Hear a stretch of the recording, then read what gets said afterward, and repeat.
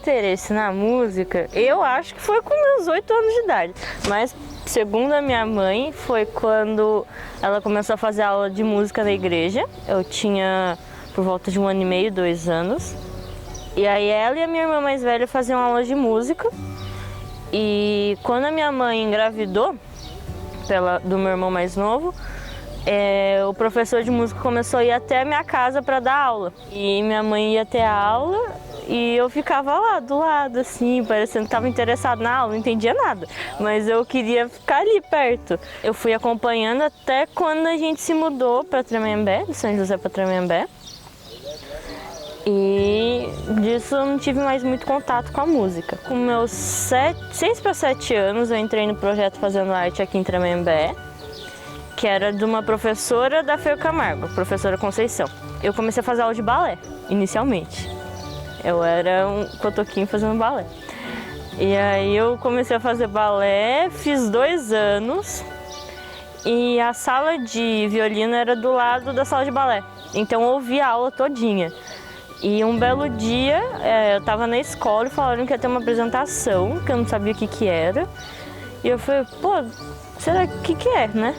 E aí quando chegou na apresentação eu vi que era o professor de violino do projeto. E eu falei, nossa, eu não sabia que era tão legal, né?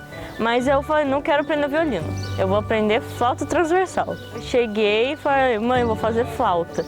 Mas por que você quer flauta? Eu falei, porque minha prima toca flauta. Eu falei, ela aceitou, né, que eu queria fazer flauta. E aí a gente fez a minha matrícula para fazer flauta transversal. Só que na semana que eu fui fazer flauta transversal, o professor do projeto de flauta se demitiu. E aí eu cheguei na aula, secona para ter aula, e o professor, o secretário do projeto na época, ele olhou assim e falou, não tem mais aula de flauta. E eu fiquei assim, toda sentida, né, porque eu queria ter aula de flauta. Ele falou, não tem a flauta mais. E o professor de clarinete estava do lado, viu isso, ele falou assim, espera que eu vou te mostrar um instrumento legal. Aí ele foi lá, montou o clarinete, tocou o clarinete, falou, vamos aprender? Eu falei, não quero, eu quero flauta. E eu larguei o professor falando sozinho, com meu pai do meu lado. E meu pai ficou assustado, porque não esperava que eu fosse largar o professor falando sozinho. E isso foi finalzinho do ano, fiquei quieta, não quero tocar nada agora. E aí em fevereiro, não lembro o ano agora, eu tinha 8 para 9 anos, mais ou menos. Peguei e falei, eu quero fazer violino. Aí minha mãe falou, tá bom, vamos fazer então essa matrícula, no projeto mesmo. Aí eu fiz minha matrícula, eu comecei a ter aula em fevereiro. Aí eu fiquei empolgadona, nossa, eu tô tocando violino. Não tocava nada direito, mas eu tava felizona que eu tava tocando violino. E aí eu fiz 2 meses de aula, de fevereiro até abril. E eu olhei e falei, pai, me dá um violino? Aí ele ficou, caramba, mas você já quer um violino? Eu falei, eu quero um violino. E aí, naquele ano, meu aniversário de 9 anos, eu ganhei um violino de aniversário. Deu até briga na família, porque meu tio queria me dar um violino e meu pai me deu antes. Aí eu acabei ganhando um teclado também junto do meu tio. E aquele ano foi o marco de eu ter começado a tocar. Porque eu não me interessava, eu gostava de ver os outros tocando, mas eu não achava que eu poderia tocar. Eu fiquei no projeto até mais ou menos os meus 11 anos, tendo aula mesmo. E aí, não, até meus 10 anos eu fiz aula lá. E aí no ano que eu faria 11 anos, eu consegui uma vaga na Fego, que foi quando eu comecei a ter aula lá. Mas eu nunca deixei de fazer parte do projeto, eu sempre estava ali fazendo, seja tocando na apresentação que tinha do grupo do projeto, ou ali presente mesmo, fazendo alguma coisa, mas eu sempre estive no projeto até ele fechar. Na época eu entrei porque eu fui fazer musicalização, eu não tinha idade para entrar no curso regular. Eu fiquei triste porque eu queria entrar direto em teoria solfejo, mas eu não pude fazer isso porque eu não tinha idade. E aí eu entrei na musicalização infantil. Fiquei 1 ano na musicalização. Aí eu tava conformado que eu ia ficar na musicalização, né? Mas aí no finalzinho do ano eu cheguei pra professora e falei, professora, ano que vem eu vou fazer musicalização ainda? Ela falou assim, quantos anos você vai fazer? Eu falei, vou fazer 12. Ela, então ano que vem você vai pra teoria e solfejo. Naquele dia eu saí saltitando da escola, ninguém entendia por quê, mas era tudo porque eu ia fazer teoria e solfejo. Mal sabia eu que ia viver o inferno nas duas matérias. Mas eu fiquei muito feliz que eu ia realmente participar do que eu queria fazer quando eu entrei. É porque a musicalização eu ia ter que tocar flauta doce, e eu não gosto de flauta doce. Eu olhava aquilo lá e ficava irritada com o som, porque é muito chato, parece um apito, né?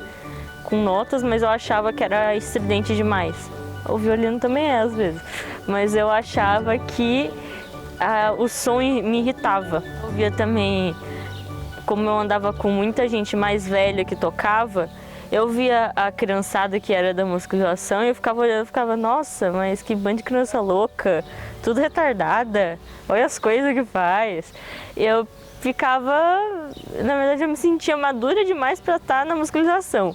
E realmente eu era o zerinho à esquerda ali, porque todo mundo tava tacando fogo na sala e eu tava lá assim, olhando para cara do professor, esperando ele explicar. Então eu não gostava da musicalização, principalmente porque era muita criança e muita bagunça. E eu não gostava de fazer parte da bagunça. Aí quando eu fui para teoria e solfejo, eu falei, oba, vou junto com os meus amigos que já estão lá. E aí quando eu mudei, fiquei feliz pra caramba, me enturmei melhor do que na musicalização. Foi um pouco porque, de qualquer forma, ainda era uma criança, né? Tava com 11 para 12 anos de idade, mas na época foi um baque porque na musicalização tinha muito mais brincadeira, era mais lúdico. Quando eu fui pra teoria e solfejo, que tinha 2 professores lá, bem mais velhos que a professora da musicalização e que falavam sério pra gente, contando que ainda tinha muita gente de idade na turma, gente que trabalhava, vinha do trabalho e ia pra aula, eu ficava meio em choque, falava, nossa, eu tô com meio do mundo de velho, né? Então foi um choque pra mim, mas eu gostava. Teve muita coisa que marcou, tanto boa quanto ruim, mas os ruins eu levo como lição, não relevo, sabe? As coisas boas é que eu fiz muita amizade. Eu não posso não ter levado essas amizades para a vida, mas são amizades que importaram para mim naquele momento. E professores que eu levo ali como parte da minha família. Meu professor mesmo de instrumento, eu considero meu pai praticamente, porque ele me deu muito conselho, eu chorei muito em aula, eu cheguei muito a pedir conselho mesmo, falar, professor, o que eu faço? E ele pegava e me aconselhava, a gente orava junto, então ele era realmente um pai para mim, o segundo pai. E professores que eu tive o prazer de poder conviver na vida profissional, de poder tocar junto com eles, coisa que eu não imaginava que um dia eu poderia fazer. Enquanto eu estudava na FEGO, eu cheguei a fazer parte por 2 temporadas seguidas da OSITA, Orquestra Sinfônica Jovem de Taubaté. Eu fiz parte da temporada, final da temporada 2016, 2017 e 2018. Cheguei a tocar também na Filarmônica de Campos do Jordão em 2014 e 2015, no Festival de Inverno. Com eles também em 2015 eu fui para o Peru fazer um festival.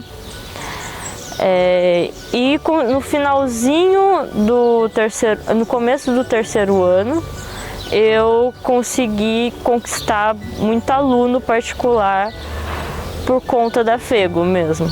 Por estar me formando na FEGO e tudo, as pessoas se interessavam mais. Foi uma experiência diferente para mim, tanto como intercâmbio cultural, de conhecer a cultura de um outro país, de ver como eram as coisas, porque você chega num outro país, você não sabe o que vai ser.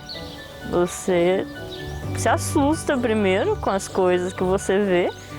Quando eu cheguei no aeroporto mesmo, já foi um susto pra mim, porque eu comecei a ver umas coisas e falava, nossa, mas isso no Brasil não é normal. No trânsito mesmo, indo pro alojamento que a gente ia ficar, eu já me assustei, porque o trânsito não tem nada a ver com o trânsito do Brasil. A forma como as pessoas se tratam é muito diferente, então foi experiência cultural diferente para mim, porque eu nunca tive essa experiência. Foi a primeira vez que eu saí do país, então eu saí do país esperando uma coisa, encontrei uma coisa totalmente diferente, mas que me surpreendeu muito mais. E em experiência musical, eu me surpreendi com o que eu encontrei. Eu esperava muito menos, encontrei muito mais. Lá, diferente daqui do Brasil, tem projetos assim no Brasil, infelizmente eles são poucos, mas lá tem muita situação de risco, principalmente na cidade que eu fui. Tem muita criança em situação de risco, então as crianças veem um abrigo dentro da música. Tinha criança que ia pro projeto 6 horas da manhã e saía de lá 9 horas da noite. E comia, almoçava lá, tomava café lá no projeto que a gente estava e ficava lá o dia todo. Às vezes saía da escola e ia direto para lá. Então elas tinham tanto um abrigo dentro do projeto na música, como esse afeto pelo maestro que era responsável pelo projeto. Isso foi muito interessante para mim, por ver que a música, mesmo sendo não falando com palavras, sendo em notas, ela conseguia abraçar essas pessoas que estavam nessa situação. A música, ela tem esse poder, né, de conseguir comover as pessoas, conseguir fortalecer. Isso é bem interessante dentro da área. Foi um susto gigantesco, porque eu passei dos meus 11 anos de idade até os 17 dentro da FEGO. E boa parte da semana eu estava na FEGO. Eu chegava em casa da escola, tanto quando eu estava no fundamental quanto quando eu cheguei no ensino médio, e eu almoçava e saía e ia para a FEGO. Isso a boa parte da semana. Às vezes na sexta-feira eu estava em casa, mas se falasse só vamos ensaiar, eu saía correndo e ia para a FEGO. Então eu passava praticamente a minha semana inteira, de segunda a sexta, na FEGO. E quando começou a chegar o finalzinho do terceiro ano, eu falei, tá acabando, não vou sentir tanta falta. Mas na formatura eu já comecei a sentir. Eu comecei a ver, nossa, não tá acabando. Faz tanto tempo assim que eu tô aqui. Foi um choque gigantesco. Eu sabia que estava acabando, mas eu não esperava que fosse acabar. Principalmente porque eu vivia lá. Os professores começaram a falar pra mim, tá acabando, hein? E eu ficava, tá acabando. No dia da colação de grau foi o dia que eu me toquei que tinha acabado. E aí eu cheguei na colação, eu encontrei com o meu professor e ele falou assim, acabou. Aí eu olhei e falei, acabou, realmente. Eu não conseguia acreditar que estava acabando, porque foi um ciclo que começou quando eu menos esperei, porque eu não planejava entrar na FEGO. Eu entrei no susto. Eu lembro que no final do ano anterior ao entrar na FEGO, eu falei, acho que eu não quero entrar na FEGO, não. Aí em janeiro, todo dia eu ficava, mãe, a gente não vai na FEGO hoje? Mãe, a gente não vai na FEGO hoje? E aí eu entrei, passei todos esses anos e quando acabou, eu não acreditei que queria acabar. Eu não queria que acabasse, sabe? Porque eu realmente me sentia acolhida pela escola, acolhida pelo ambiente que eu vivia lá dentro. Então, ter ido para a vida profissional não foi uma coisa ruim, porque eu gosto do que eu faço, mas foi um susto gigantesco ter acabado a FEGO e partir para a vida profissional. Com 17 anos, eu olhando assim, falei, nossa, acabei a FEGO. Agora, o que eu vou fazer? Desde os 15 anos, o ensino médio inteiro, eu falava, não vou fazer música. Por que eu vou fazer música? E as pessoas perguntavam, mas você está fazendo técnico em música, por que você não vai fazer música? Eu ficava, é verdade, né? Eu cheguei a querer ser engenheira elétrica, pensei em fazer fisioterapia, pensei em fazer publicidade, odontologia, Eu coloquei tanto curso na minha lista e eu ia pra feira de profissão mesmo, empenhado, falava, hoje eu vou escolher o que eu vou fazer, e saía de lá mais confusa ainda e com uma lista de mais 15 profissões junto. Então, quando eu cheguei começo do terceiro ano, com 16 para 17, eu falei, hoje, esse ano eu tenho que me decidir o que eu quero. E eu lembrei de um teste vocacional que eu tinha feito com 16 anos no psicólogo. E no teste no final do teste falavam todas as áreas que eu tinha compatibilidade de acordo com a minha personalidade. E eu lembro de ter pegado esse teste. Eu olhei pro teste e falei, não é possível que isso tá aqui. E tava lá, artes em geral. E eu fiquei, não pode ser, tá zoando com a minha cara.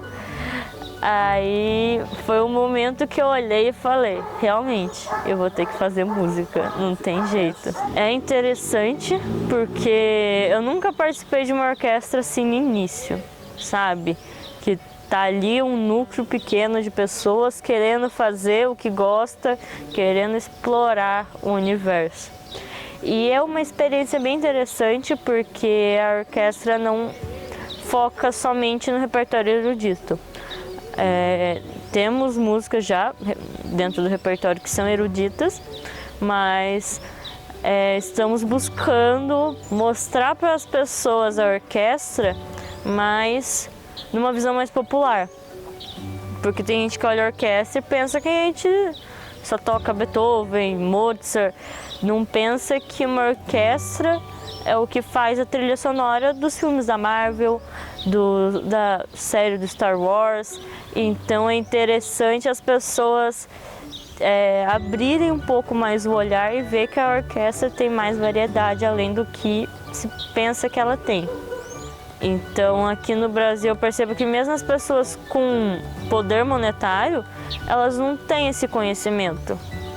Isso você vendo que a música, toda a cultura no início da arte, ela era só para a população mais rica, era para a elitizada mesmo.